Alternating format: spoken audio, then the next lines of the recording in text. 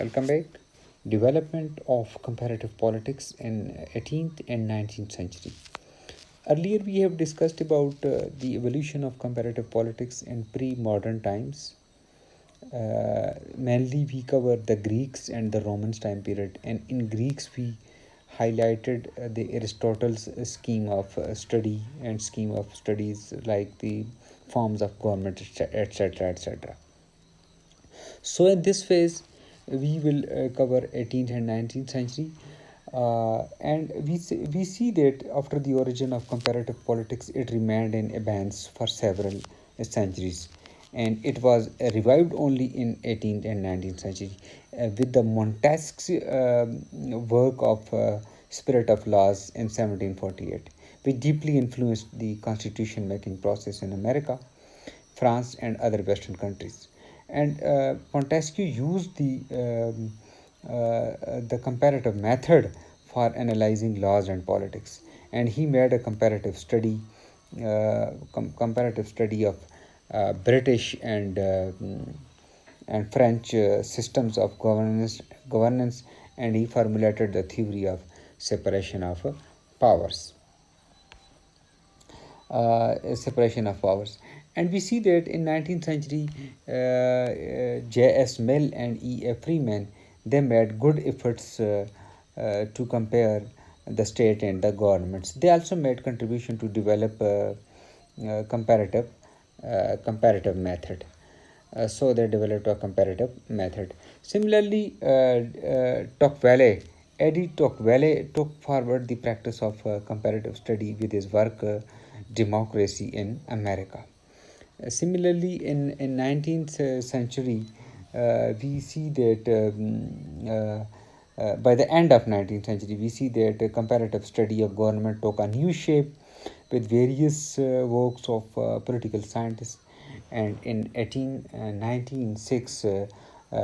Lowell published his famous work, Governments and Governments and Parties of Continental Europe. It was the comparative study of various political systems like France, Germany, Italy, Austria, Hungary, and Switzerland. So then James Bryce, through his work, Modern Democracies, also made a great contribution in this work of comparative study and comparative method during 18th and 19th century. So we see that throughout this phase of 18th and 19th century, some developments took place in the field of comparative study. In a nutshell, we can say that a comparative study has certain characteristics in this area, 18th and 19th century, that pre-modern phase was before that, means the phase of Aristotle and Greeks and Romans. We mainly see that that is the pre-modern phase. So it was highly speculative and normative, and mostly ethnocentric, used comparisons in an anecdotal way. The pre-modern or pragmatic phase, the traditional phase, written with many limitations like being descriptive, was assumptive or too generalized and impressionistic. As such, as this phase was marked by prosody of boundaries of different disciplines like philosophy, history, jurisprudence, etc., etc. So there was a pressure to find similarities, and overall, the objective was to establish classification or typologies rather than focused or uh, meticulous study of any particular system.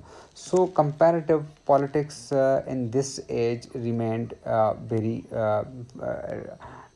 deviated from those classical to the modern kinds of approaches being introduced here.